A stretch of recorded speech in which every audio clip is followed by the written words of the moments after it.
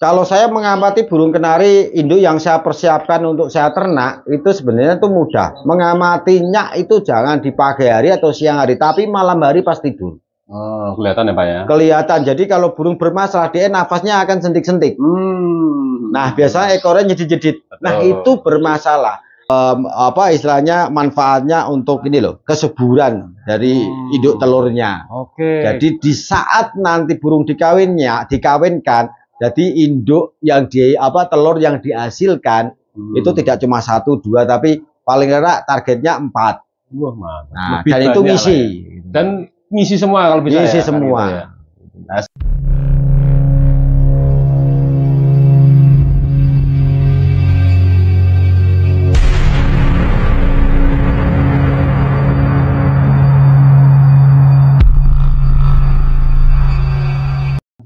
Selamat pagi kicau kenari yang semuanya yang saya cintai.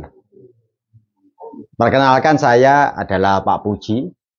Saya di sini beternak kenari berbagai jenis. Kalau disebutnya satu persatu ya panjang kali lebar sama dengan luas. Kemudian di sini juga saya meracik pakan untuk kebutuhan kenari atau burung-burung pemakan bijian. Saya di sini kena kenari mulai dari tahun 2008. Di mana tendensi atau pemikiran saya awalnya itu adalah punya penghasilan tambahan dari luang waktu di saat pulang kerja gitu. Jadi sebenarnya itu dari dulu tidak hobi, tetapi lama-kelamaan itu menjadi kesenangan sehingga memiliki atau berkoleksi jenis-jenis kenari yang berbeda-beda. Karena sudah istilahnya itu sangat-sangat jatuh cinta dengan kenari gitu. Jadi saat ini bukan sebagai sampingan, tapi saat ini sebagai hobi. Kalau sampingan itu ya nanti hasilnya nggak banyak, akan tersamping dengan kegiatan atau pekerjaan yang lainnya gitu. Kalau dulu pertama kali saya ternaknya lokal, waktu itu lokal masih belum gimana ya, masih mahal istilahnya. Karena apa? Waktu itu betina aja, betina lokal waktu itu sekiranya harga itu 375, tapi untuk jantannya lebih murah waktu itu tahun 2008-an. Tetapi di saat berlangsungnya ternak dan belajar perkembangan, jadi ada keinginan untuk meningkatkan grade atau kenari-kenari yang bersuara indah atau tipe-tipe dan jenis-jenis untuk menghasilkan genetika yang berbeda gitu. Jadi untuk crossing dan lain sebagainya itu menuntut saya menjadi ada rasa tendensius bagaimana bisa menciptakan varian-varian yang lain dengan genetika yang jelas. Begitu. Itu sebenarnya awal mula saya ternak kenari. Jadi dari lokal terus beranjak dan sampai sekarang ya bisa dikatakan baiklah, tapi belum yang terbaik. Gitu. Oke, Pak Teguh sendiri, ini untuk tingkat kesusahan Pak Teguh ya? Tingkat kesusahan. Pak Puji, sorry, maaf Pak Puji. Pak Puji, untuk tingkat kesusahan sendiri dari kenari besar itu menurut Pak Puji itu seperti apa? Kalau untuk masukan buat pemula aja Pak Puji. Kalau tingkatannya sebenarnya kalau kita sadari ya, dengan pengalaman saya, kenari yang kondisi badannya kecil atau bodi tubuhnya kecil itu akan lebih mudah dibanding dengan kenari yang berbodi lebih besar. Karena perawatannya berbeda, asupan gizinya juga berbeda, pola makannya juga berbeda. Atau komposisi bijian yang diberikan ke kenari yang lebih besar juga akan berbeda. Nah, sebenarnya juga yang perlu kita sadari, kenari itu juga antara suhu ruangan, kelembapan itu juga berbeda dan tidak bisa disamakan. Artinya begini, kenari yang berbodi besar itu akan lebih sensitif terhadap suhu dan kelembaban.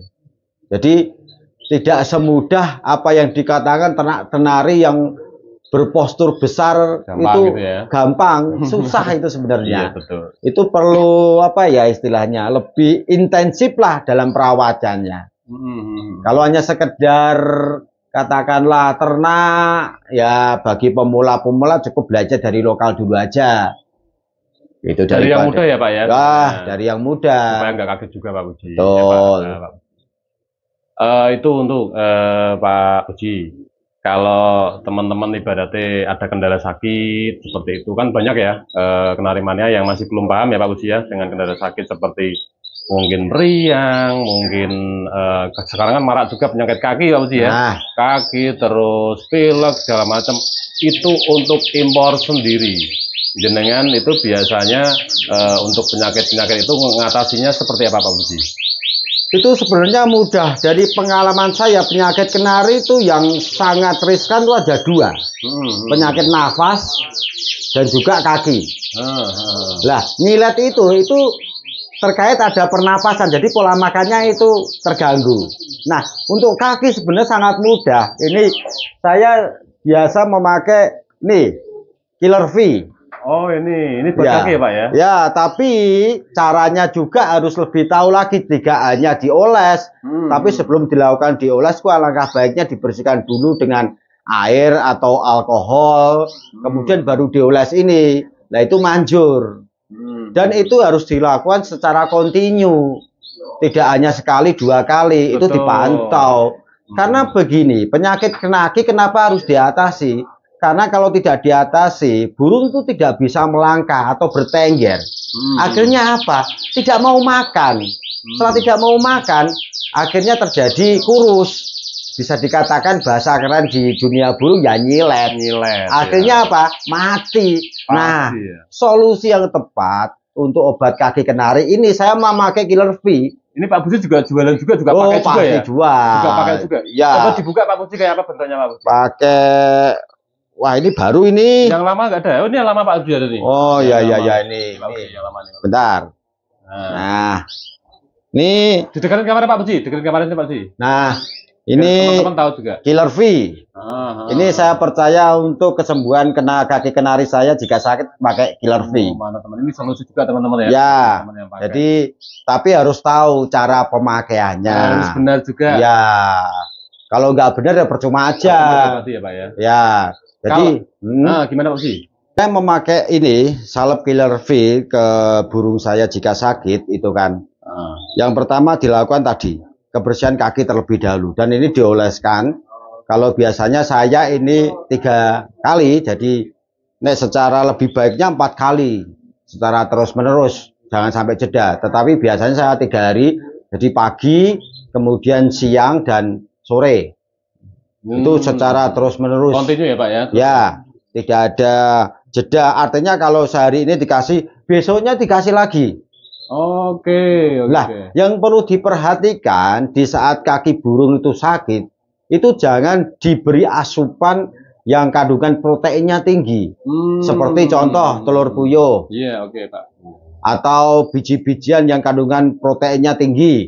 Itu jangan. Atau apa sidi. Itu jangan dulu. Jadi dihentikan ya Pak berarti ya? Ya, itu dihentikan sementara pada saat ini istilahnya pengobatan. Betul. Setelah itu kalau burung sudah sehat baru kita kasih lagi. Iya. Tetapi harus diperhatikan di sini proteinnya jangan terlalu banyak gitu loh. Wajib tiap hari juga pemberian. Betul. Ya. Killer V ini ya. Jadi kalau burung kita sakit kakinya itu sebenarnya tuh teman-teman banyak memberikan salep-salep untuk manusia. Ya bisa, tapi efeknya sangat bahaya. Artinya begini, kita tidak tahu banyak salep dari manusia. Burung dipatok-patok salep itu tadi akhirnya mati. Itu sangat bisa. Tetapi di sini untuk Killer V ini bahannya sudah food grade semua. Jadi mau dioles ke kaki burung yang sakit berapa kali dioles dipatok-patok tidak ada masalah. Jadi pengalaman saya memakai Killer V untuk penyakit kaki di ternak saya kasih beberapa kali dipatok dan tidak ada satu kematian akibat Killer V. Ini sangat hebat sekali Killer V ini. Jadi saya sarankan jika kaki burung sakit memakainya adalah salep Killer V, bukan salep-salep yang diperuntukkan oleh manusia. Itu. Itu untuk kaki teman-teman. Ini tanya lagi nih sebagai senior nih sama Pak Puji nih, Pak, kalau banyak teman-teman yang susah itu nurunin birahi naikin birahi betina, terus naikin birahi jantan, sampean ada solusinya enggak? Kalau itu sebenarnya mudah ya. Artinya begini, banyak teman-teman itu terkait komposisi bijian banyak yang kurang paham. Terkadang, oh ini biji juawet nggak dimakan, millet putih nggak dimakan, hanya dikasih aja beberapa bijian saya. Sebenarnya itu kurang benar karena sebenarnya itu dimakan tapi kurang lahap. Nah, burung kenari itu mempunyai istilahnya itu kebutuhan sendiri. Jadi yang ini dimakan sedikit, makan banyak dan sebagainya. Seperti kita lah, kita setiap hari makan nasi. Lauknya sedikit, nggak banyak-banyak seperti itu. Nah, kalau saya solusinya gampang sih. Ini saya menciptakan pakan. Saya beri nama Kanse Plus itu artinya adalah kenari seed plus. Coba ditekan kamera Pak Puji. Nah ini. Ya, kan ini kan buat apa nih Pak Puji? Ini buat ternak. Oh, buat ternak. Oke. Nah, ya, buat bidai Pak Puji ya. Ya, buat ternak di sini komposisi bijiannya komplit, plus ada minyak ikan, dan yang terpenting adalah ada elemen penting lainnya. Apa itu Pak? Nah, elemen penting lainnya nanti itu akan saya jelaskan lebih lanjut lagi, karena itu rumusnya terlalu detail. Rumit ya Pak ya? Iya. Nah, ini buat yang belum paham ya Pak Puji ya tadi. Ya. Untuk yang masih pemula kan mungkin untuk naikin birahi bulu tebal bulu tipis juga susah ya Pak ya Pak. Susah. Nah ini solusinya teman-teman nih Pak Puji ini juga buat satu produk untuk khusus birahi ya Pak. Ya.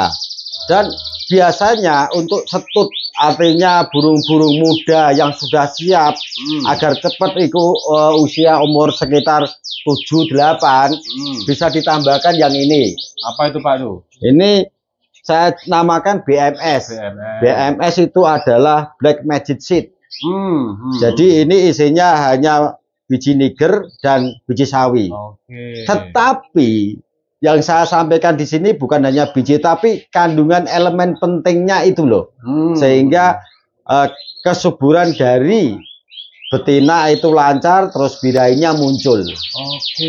Nah, ini bisa dipakai untuk jantan, tapi jangan terlalu banyak. Nanti terlalu birahi. Gitu. Tapi saya sarankan ini khusus untuk betina siapan. Yang masih usia-usia sekitar ya 6 bulan itu. Nah, jadi dipersiapkan ya untuk ternak. Itu. Oke, jadi ini di Pak Puji itu banyak teman-teman ya. Di Pak Puji itu memang nanti bisa japri aja. Nanti nomor tak kasih di link deskripsi dengan kalau mau tanya produk itu apa sih Pak Puji? Buat birahi. Birahi. Buat gacor ini ada lagi buat gacor. Banyak teman-teman buat gacor juga. Nah, ini ada buat gacor, ini ya. Ini ada super premium. Ini saya khususkan untuk kenari-kenari besar. Artinya dari sisi AF ke atas. Itu bisa memakai ini. Settingan impor berani itu bisa ya berarti ya? Sangat bisa sekali dan aman. Gitu. Ya. Terus untuk ini all, katalah premium ini bijinya komplit. Ya. Ini untuk seri semua kenari lah. Bisa tapi rata-rata biasanya teman-teman pakai kenari AF ke bawah. Oh, seri kecil ya? Seri kecil. Ya. Tapi untuk besar juga bisa. Tapi saya sarankan ini ada perbedaannya di situ karena kandungan elemen penting lainnya juga akan berbeda di sini nih. Itu. Yang kuning ini untuk apa? Seperti ini untuk impor bisa ya? Bisa, sangat bisa. Itu. Oke, itu tadi ya masukan dari Pak Puji untuk cara-cara ya untuk penyakit, untuk naikin birahi dan lain-lain. Pak Puji kalau untuk jaringan sendiri nih sharing juga buat teman-teman kalau sampean ternak itu kadang betina sistem kawinnya jenengan itu seperti apa sih? Jadi sistem kawin saya sistem kawin cabut. Jadi karena dengan kesibukan di pekerjaan yang lainnya, jadi setiap pagi itu kadang saya tempel. Jadi saya peragakan ya. Coba Pak. Ini.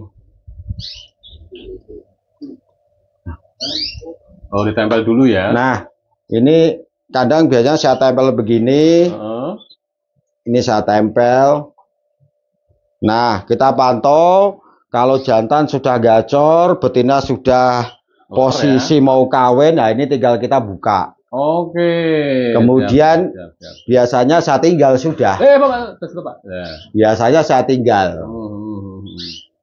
Biasanya saya tinggal sore itu saya ambil kemudian dibersihkan kerodong lagi. Lah besok diulangi.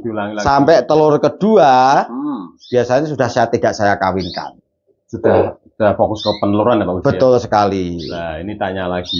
Biasanya jenengan ini maksimal jantan 1 sampai betina berapa Pak Puji? Nah, kalau di sini banyak ya, tetapi di sini biasanya jantan 1 saya pakai 2 betina. Nggak pernah saya banyak-banyak gitu Pak ya? Nggak pernah banyak-banyak. Biasanya dengan pengalaman saya itu song. Betul. Terlalu memporsir ya berarti ya? Karena yang perlu diketahui bahwa pembuatan sperma sudah dikeluarkan sampai berikutnya kan mesti ada waktu tersendiri. Betul. Kayak kita manusia lah. Sperma sudah dikeluarkan, penuh lagi kan itu 3 hari. Nah, logikanya burung juga hampir sama gitu loh. Jadi kalau dikaitkan terus-menerus ya, mungkin yang sini ada ngisi, yang lainnya mungkin ada song. Kualitas spermanya pasti juga beda ya Pak? Betul, makanya jika betinanya banyak perlu tambah pejantan lagi. Itu solusi yang tepat. Yang pas banget itu ya. Iya. Nah, ini perawatan dari angkrem ke ngeloloh ini banyak yang tanya juga nih. Pak Puji ini sistem di sini seperti apa nih? Ini termasuk senior juga. Tak tanya biar ada ilmu juga buat pemula Pak Puji. Nah, biasanya kalau saya secara pribadi, jadi setelah tadi dikawinkan terus bertelur, terus angkrem gitu kan, pengeraman. Saat pengeraman itu kan burung kenari kan kurang lebihnya sekitar 14 hari. Betul. Nah, 14 hari itu kalau sebisa mungkin untuk asupan atau extra fooding aku biasanya hanya pakai pakcoy. Yang hijau itu ya? Ya, istilah sawi sendok lah. Sawi sendok. Nah, sawi bakso sama sawi sendok beda ya? Beda. Tapi saya sering yang pakai pokcai. Gitu. Kemudian untuk pakan hariannya sebenarnya pakai ini nggak apa-apa sih sebenarnya. Itu bisa ya? Bisa. Ini sudah saya setting untuk masalah penjodohan sampai nanti pengeraman dan sampai loloh sebenarnya. Sampai loloh. Tetapi alangkah baiknya gitu kan ditambah saat pengeraman itu ditambah kenari set. Betul. Karena begini, kenari set itu sebenarnya kan kandungannya itu karbohidratnya tinggi. Jadi mengenyangkan. Padahal di situ nanti indukan itu akan diangkrem. Dan dia turunnya jarang. Jadi kayak kita puasa setidaknya ya kita makan nasi gitu. Betul. Sampai nanti sore. Kalau kita hanya minum saja ya pasti nanti ya agak terasa lapar gitu loh. Kurang fit juga badannya. Ya, nah untuk fit itu kita jaga dengan pakan itu tadi ditambah perbandingan 1 sampai 1. Kalau itu tadi setengah kilo tambah kenari seed ya setengah kilo enggak apa-apa. Luar biasa loh ilmu dari Pak Puji ini loh. Jadi nanti saat meloloh pakai itu nggak apa-apa. Karena butuh asupan terkait karbohidrat yang tinggi yang nanti dilolohkan ke indukan, ke anakan. Ya. Oke. Terus asupan saya biasanya tetap pakai pakcoy. Kemudian kadang itu sawi putih. Nggak apa-apa, aman juga itu ya Pak? Aman. Terus telur itu saya itu 3 hari separuh. 3 hari ngasihnya separuh? Separuh. 3 hari sekali separuh. Biar ada kandungan proteinnya sedikit. Betul. Nah, nanti kalau burung atau anakan burung sudah dewasa, katalah umur kurang lebihnya sekitar 3 minggu, baru posisi betina saya biraikan lagi. Itu. Jadi saya tambah durasi pemberian telur agak mepet 2 hari, kemudian saya pakai setut tambahan ini lagi. Yang tadi ya. Ini aman untuk burung. Karena gini Pak Puji, maaf tak potong. Karena gimana caranya kalau peternak itu kan kalau betina anakan sudah kelihatan dewasa, gimana caranya bisa buat betina itu langsung birai lagi Pak Puji ya? Ya. Jadi reproduksinya pun bisa lebih cepat juga ya Pak ya? Ya. Itu jadi itu tadi tak kasih telur separuh aja, gak usah banyak-banyak, 2 hari sekali terus tambah plus itu. Itu jika anakan kurang lebih umur 3 minggu nanti bisa produksi lagi. Nah, ini lagi tak tanya ke betina yang sekiranya Pak Puji pernah punya pengalaman ibaratnya kayak betina sudah nggak bisa nelur, sudah jarang keluar telur, itu maksimal reproduksi itu pengalaman Pak Puji berapa kali sih Pak? Biasanya saya itu 2 kali pengeraman, itu saya kondisikan dulu, selesai dulu. Istirahat berarti ya? Istirahat. Jadi saat yang kedua itu nggak perlu banyak protein sehingga biranya nggak naik, diturunkan. Biar nanti dia sehat terlebih dahulu. Kurang lebih itu biasanya saya sampai 2 minggu lebih lah, hampir 3 minggu. Baru dilanjut lagi. Lanjut lagi. Vitamin Pak Puji, perlu nggak dibelikan Pak Puji? Vitamin di sini semua betina saya tanpa penjemuran. Oh, tanpa penjemuran semua? Tanpa penjemuran sama sekali. Yang terpenting adalah sirkulasi udara. Itu terus wajib. Vitaminnya banyak, murah aja sebenarnya. Ya. Untuk itulah ada dijual di apotek-apotek. Banyak ya. Banyak bagus sekali. Ya Pak ya. Bagus. Nah, tinggal aplikasi aja. Nah, tinggal aplikasi terus dosisnya disesuaikan. Itu aja sih. Nah, ini tak tanyakan Pak Puji, ini pengalamannya sampean ini untuk kadang PAUD yang tadinya indukan bagus loloh, terus mati, terus banyak yang masih kecil juga sudah mati, nggak sampai 2 minggu. Itu menurut Pak Puji sendiri, pengalaman Pak Puji itu kendalanya apa? Nah, itu sebenarnya agak misteri, tapi dengan pengalaman saya sih, yang terpenting itu adalah bagaimana kita merawat saat ini loh.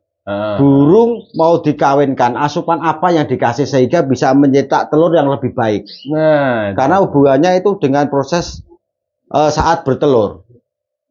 Artinya apa? Di sini ada kalsium, tulang sontong itu ya setidaknya itu ada, karena untuk pembuatan telur itu harus ada kalsium. Karena biasanya PAUD mati itu sebenarnya seolah kalau kita orang ini dari orok gitu loh. Lah, itu dari proses pengeraman itu tidak maksimal, contoh seperti itu. Jadi mungkin ada cacat dan lain sebagainya. Terus biasanya teman-teman itu kalau burung angkrem, posisi beberapa hari induknya sering mandi. Kemudian terus naik lagi, mandi, naik lagi. Itu sebenarnya bermasalah. Karena apa? Suhu telur itu akan turun naik. Nggak stabil ya? Nggak stabil. Nah, alangkah baiknya itu harus lebih tahu lagi posisinya di mana sehingga suhunya itu tidak terlalu tinggi. Kalau burung naik turun mandi berarti suhunya terlalu tinggi. Betul. Terlalu panas. Nah, itu sebenarnya berpengaruh kepada telur. Lah, nanti di saat tetas, artinya imunnya untuk burung di saat telur itu kurang kuat, yang menyebabkan burung nanti di saat dia sudah membesar itu bisa terjadi kematian. Artinya begini, dan itu kita tidak mengamati secara detail ya, tetapi tidak tahu mungkin postur bodinya kecil atau cacat atau kurang semangat. Nah, itu bisa berpengaruh. Itu yang pertama, masalah telur. Yang kedua itu masalah induk, asupan. Di saat apa? Karena komposisi bijian nggak pas, kurang tepat, terlalu banyak telur yang masuk protein saja, tidak ada karbohidratnya, itu sangat berpengaruh. Itu. Kemudian minum tidak diganti dan sebagainya. Induk burung kemudian minum terus saat loloh itu kan juga bermasalah juga. Betul. Induk sakit juga pengaruh, Pak. Sakit, sangat pengaruh. Nanti dikasihkan anak, otomatis penyakit itu bukan keluar ke anak kan, Pak? Betul, makanya perlu disadari kalau kita mau ternak persiapan awal, induk harus fit. Betul. Itu. Pantauan lah ya. Ya, itu. Pasti, Pak, ya. Nah, soalnya induk itu kalau sudah dieram, biasanya tuh kan posisi ngeram tuh kita nggak sadar, Pak. Itu sakit apa sehat kan nggak kelihatan juga ya, Pak ya? Nah, hampir sama gitu loh, Pak. Jadi kalau saya mengamati burung kenari induk yang saya persiapkan untuk saya ternak, itu sebenarnya itu mudah. Mengamatinya itu jangan di pagi hari atau siang hari, tapi malam hari pas tidur. Oh, kelihatan ya Pak ya? Kelihatan. Jadi kalau burung bermasalah, dia nafasnya akan sentik-sentik. Nah, biasanya ekornya jedit-jedit. Nah, itu bermasalah. Walaupun nanti birahi dan juga bertelur, nanti akan menjadi masalah. Saran saya, itu dipantau dengan posisi burung agar seperti wajarnya bernapas, nggak sentik-sentik, diam saja. Itu sudah aman, sehat, ya? Aman. Gitu. Itu pun kalau kondisi napas, pasti kalau nanti di telur menetas itu juga bermasalah pelolohan anak juga, Pak ya? Betul, itu saat pelolohan, kemudian saat bertelur. Burung itu saat bertelur, posisinya tuh kayak mau pingsan itu loh. Tenagone gitu, ekstra. Ya, kalau napasnya sudah bermasalah, tengsang. Nah, gitu. Nah, itu teman-teman itu masukan bagus dari Pak Puji.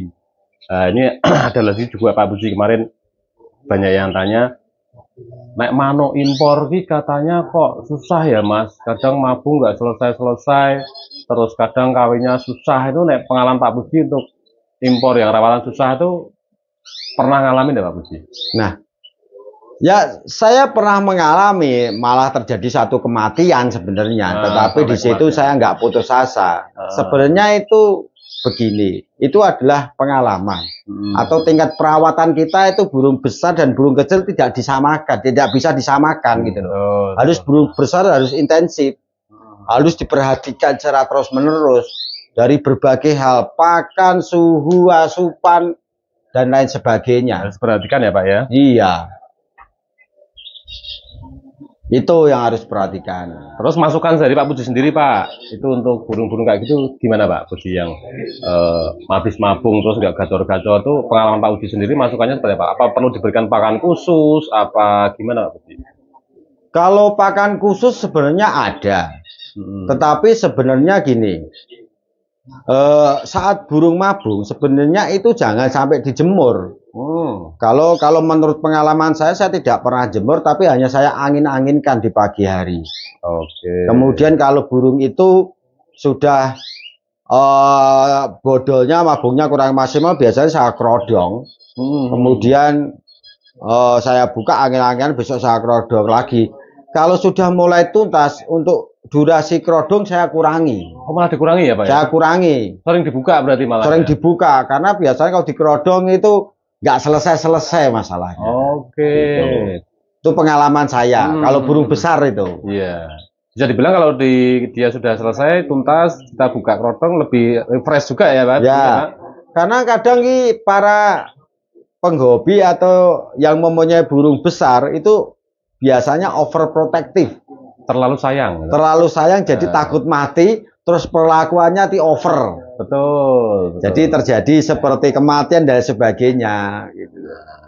Oke, itu teman-teman itu ya, masukan dari Pak Puji. Mungkin cuma itu Pak Puji.